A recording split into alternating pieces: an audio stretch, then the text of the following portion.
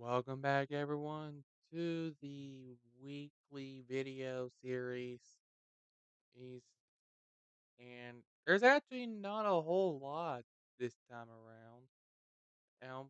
But that said, we do have some things we need to go over. Firstly, let's talk about the NHL. So it is time to read off the weekly standings of the month. I meant to say the monthly standings report. We're starting with the Eastern Conference. The New Jersey Devils lead the Metropolitan Division at 19 and 4. We're followed by the Islanders at 15 and 8, followed by the Hurricanes at 11, 6 and 5. Currently leading in the Atlantic Division are the Bruins at 18 and 3. The Maple Leafs are still in the race early on at 14, 5 and 5. They've been causing scandals as of late. The Lightning are still trying to shoot to get back to reclaim their title at 13, 7 and 1. Currently, looking at wild cards are the Red Wings at 11, 6 and 4, and the Penguins at 11, 8 and 3. However, the Panthers Earths, are still there. They're at 10, 8 and 4, with the Rangers at 10, 9 and 4.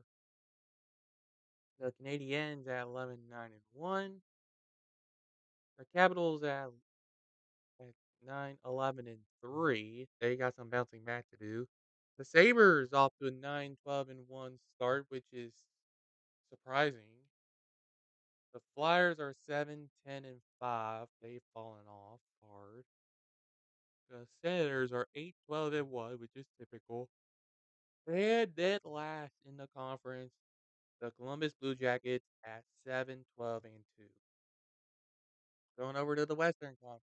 The Dallas Stars currently lead the Central at 13, 6 and 4. The Jets are in second at 13, 6 and 1.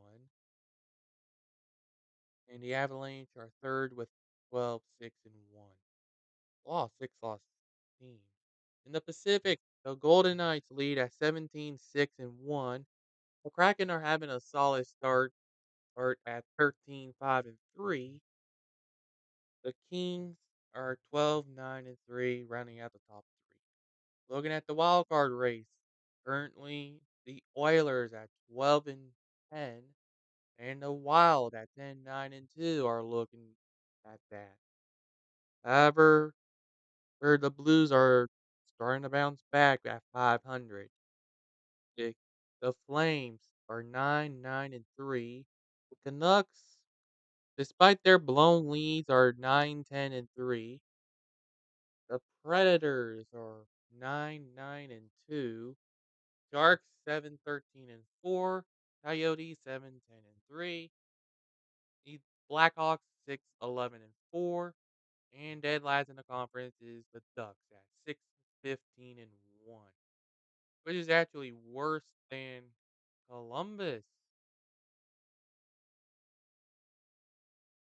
believe it or not. Heading over to the NBA. It's time for our monthly conference roundup. In the East, the Celtics currently lead at 17 and 4. The Bucks at 14 and 5. Cavaliers at 13 and 8, trying to bounce back. The Pacers are looking to get back into the playoffs at 12 and 8. 76ers trying to make up from previous failures at 12 and 9. Raptors at 11 and 9. Currently looking at play-in rounds are the Washington Wizards at 11 and 10, the Hawks at 11 and 10, the Nets at 500, and the Heat at 10 and 11. Your bottom five right now are the Bulls at 9 and 11, the Knicks at 9 and 11, the Hornets at 6 and 15, the Magic at 5 and 16, and the Pistons at 5 and 17, sitting in the bottom. In the West, We have the Phoenix Suns proving they're still around at 14 and 6, despite there being a change of new ownership soon. The Denver Nuggets 13 and 7. The Pelicans 12 and 8. The Grizzlies 12 and 8. The Clippers 12 and 9. The Trailblazers bouncing back with an 11 and 9 record. Currently looking at the playing round are the Sacramento Kings of all teams at 10 and 9. Warriors are starting to bounce back at 11 and 10. And the Jazz are 12 and 11. The Timberwolves 10 and 11. Currently looking at the bottom five, we have the Mavericks at 9 and 10. The Thunder at 8 and 13. The Lakers is going into free fall at 7 and 12. The Spurs at 6 and 15. And the Houston Rockets, bottom of the conference, 5 and 15. We're going to now move on to the college football side of things. And we need to talk about how where things are going right now. How this was last updated as of the 19th,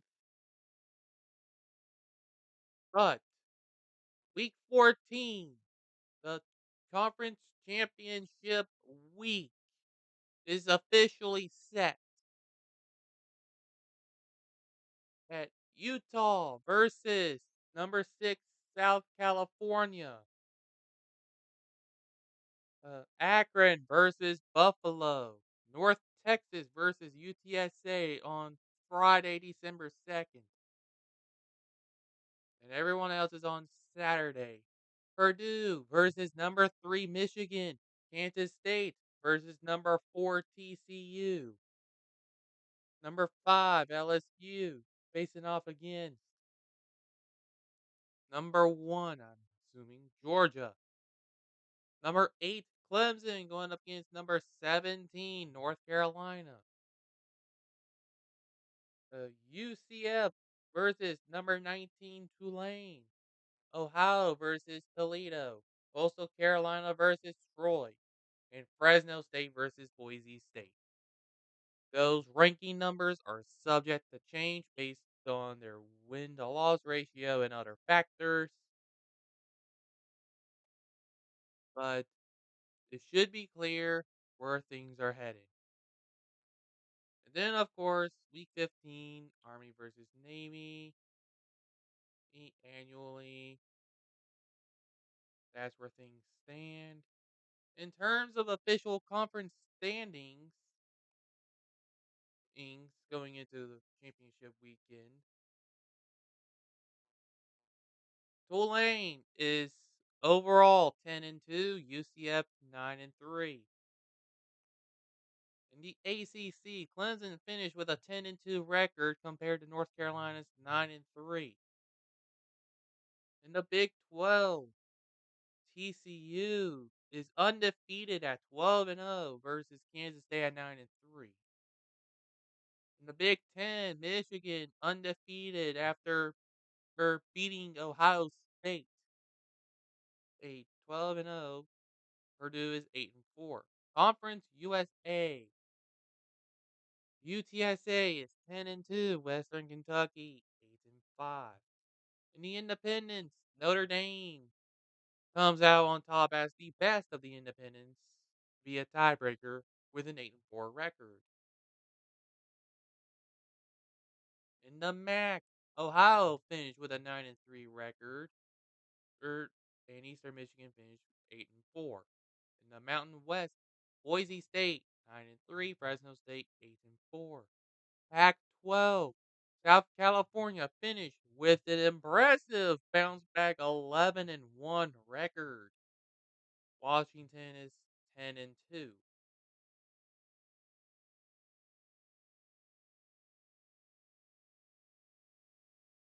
So now, the SEC, Georgia is still undefeated at 12-0. But the main reason why they're facing off against LSU, of all teams, is because LSU has tiebreaker. Alabama still finished 10-2. And why, and for up here, why a team like Utah? It's most likely because they have tiebreaker or in the conference. Everything has to do with conferences. And in the Sun Belt, Troy had tiebreaker over South Alabama. They were both 10-2, but Troy won, I guess. And Coastal Carolina finished with a 9-2 record with tiebreaker over James Madison.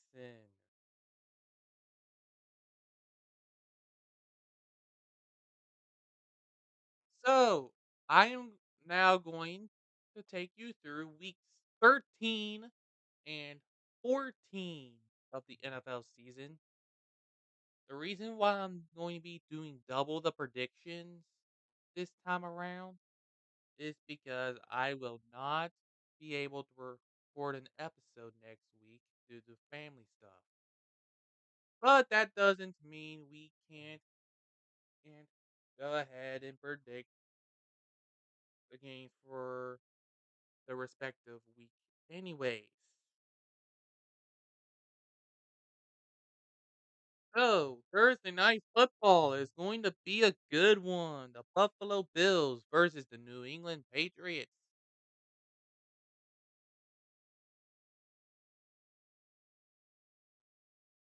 That doesn't look right. I need that to update. There we go. That's better. Now we're back on track. The division AFC East is on the line here. This is in Gillette Stadium. And to be frank, I think this is going to be where they end up splitting their home games. And so I'll take the Patriots. Patriots still looking good, trying to could potentially make the playoffs at this point. Next up, we have Washington and the Giants. The unlikely NFC East playoff spot on the line. Whoever wins is going to allow the Seahawks to get back into the postseason. However, the Giants are 0-2 in their division, and they're starting to somewhat fall apart. Washington is starting to get better here, and I think that's why Washington is going to take this one. Next up is the Broncos going up against the Ravens. The Ravens are not going to stay down for long despite losing to Jacksonville. They got a home game. They will not stay down for long. So that's why they're going to win this match. Steelers versus Falcons. Two losing teams that need a win badly.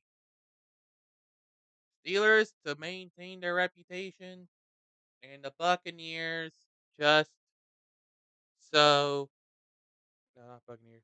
The Falcons just so they can maintain competitiveness for the division. Ultimately, this one's going to be too tough to call. Well, and we do have some other matchups coming up,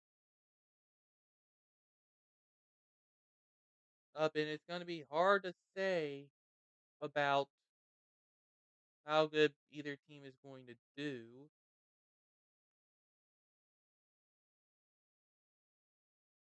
And this could potentially be a tank bowl, if I'm being honest here. And honestly, that defense from the Steelers I don't look a bit suspicious. Alright, then that's probably gonna be key as to why I think the Falcons are gonna win. Now we have the Jets going up against the Vikings.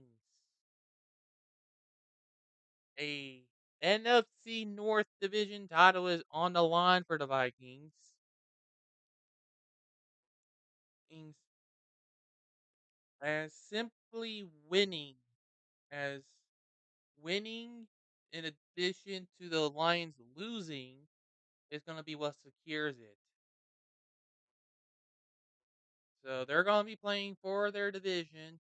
Jets trying to avoid a free fall. There's going to be questions on who starts at quarterback, whether it be Mike White, right, Joe Flacco, Zach Wilson, who knows. Ultimately, the Vikings are playing at home and they're too good to pass up. I'm going to take the Vikings. Next up is the Browns versus the Houston Texans. You think this be thankful, but Deshaun Watson is coming back. He's projected the ball out against the Texans. So I'm going to take the Browns here. They finally start improving. Next is the Jaguars versus the Lions. I'm not sure how this one is going to go. Oh, this. Yeah, I'm going to make this one my tie of the week. The Lions are coming off a tough loss on Thanksgiving, but they they got somewhat of a statement already. And Jaguars don't even think that you're gonna bounce back so fast as after winning by 1 point. You got lucky. Packers versus the Bears. This one should be obvious. The Packers are gonna keep winning against the Bears because of how inept of a franchise the Bears really are. No question about it. Next up is the Titans versus the Eagles. The Titans are very vulnerable as a team. Team again, if you stop Derrick Henry, you stop this offense. Malik Willis still ain't ready. Tannehill is starting to show his better days are behind him. Eagles are still better coached. There's a playoff spot on the line. They're gonna play for it. That's why they're gonna win. And Seahawks versus Rams. Rams are just in free fall right now. No explanation needed. Seahawks are going to win. Dolphins versus 49ers. Mike McDaniel going up against his old team. There's going to be a lot of questions on how well both teams are going to play. The only reason the 49ers are going to end up winning is because they have the home field advantage. And that's about it. Chiefs versus Bengals. Bulls, despite what you want to say, this is a revenge match for Kansas City. They are going to run with it for every amount they can get. Chargers versus Raiders. Truth be told, the Chargers are the better team here. They're trying to find a way into the playoffs. I do not see them allowing themselves to lose to Mike McDaniels. Well, they're gonna squeak out a win on the road, sweep the series, I think.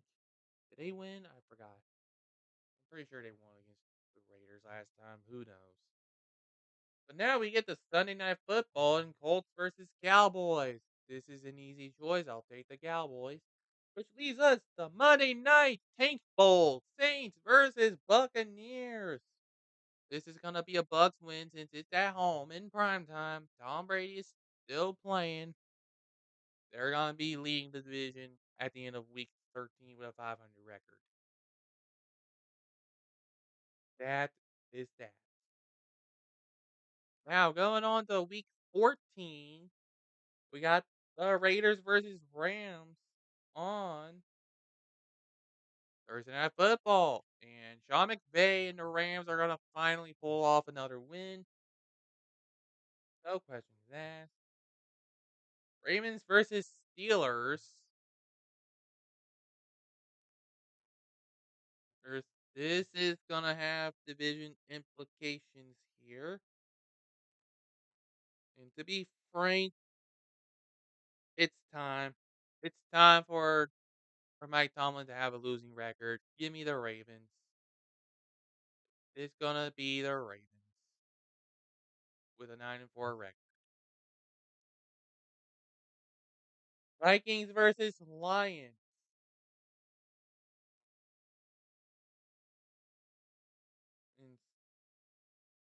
And, yeah, I don't see the. Even though it's at home, I'm gonna have to go with the Vikings here. Sorry, guys. Jaguars versus Titans. I'm gonna take the Titans here. Eagles versus Giants. And this is gonna have a lot of implications. And given how better coach they are, I'll take the Eagles. Now we got the Jets versus the Bills. I do not see the Bills losing to the same team twice. They're gonna win in this matchup. Browns versus Bengals. This is where Deshaun Watson is gonna start balling out. Give me the Browns. Texans versus Cowboys. I'm taking the Cowboys here. That's easy. Dolphins versus Chargers.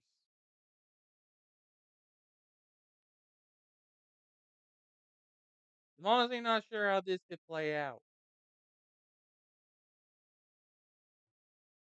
Now, it's entirely possible that this is the game that makes or breaks their season. It's either the Dolphins are going to have the better season or the Chargers are going to have the better season. So a lot is going to be on the line here. And I think this is going to be the game that is my tie of week 14. Buccaneers versus 49ers. Ooh, this is gonna be an interesting matchup. Jimmy G versus Tom Brady. Be the long-awaited grudge match. This is gonna be an interesting one. I should have made this by tie of the week, but instead I'll go with the 49ers leading the division. Panthers versus Seahawks. I'll take the Seahawks, even though the Panthers are coming off a bye. Chiefs versus Broncos. Give me the Chiefs. And Patriots versus Cardinals. Give me the Patriots. Nothing special going on here, folks. Those are my predictions for the next 2 weeks. And now we get to move on to news related to FIFA.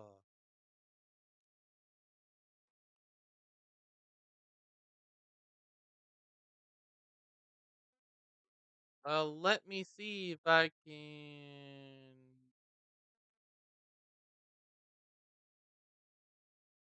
pull up the schedule. I think I need to back out. Oh, hey, there's a match already going. Winner is most likely going to be in between Ecuador and Senegal. I found this. Well, there's a couple matches that are set to go on as of this recording. Netherlands versus Qatar. Netherlands winning in, I believe. Qatar is just dead on arrival. Wales versus England. We'll see what happens there. And Iran versus United States. It's U.S. can be knocked out. Now then there's Australia and Denmark, Tunisia and France, Saudi Arabia and Mexico, Poland and Argentina. Here's your other series of matchups. Here, here, and that's it. There you go as far as December 2nd. Not much left to work with. But anyways, that's it for this. Is is I'm gonna be out for a bit. I'll be back in say 2 weeks with this series. Is there's gonna be a period of time where I'm unable to do anything. And so hopefully you'll stick around long enough and I'll see you all not when Donald Trump becomes president, because who cares? But instead, I'll see you whenever they decide to finally stop with the impeachment chart, with impeachment investigations and blah blah blah blah blah. And actually, you focus on real issues. Is because why are you still leaning down that path? And the only thing we hope for is that they can come to their senses faster than Carrie Lake. See you guys later.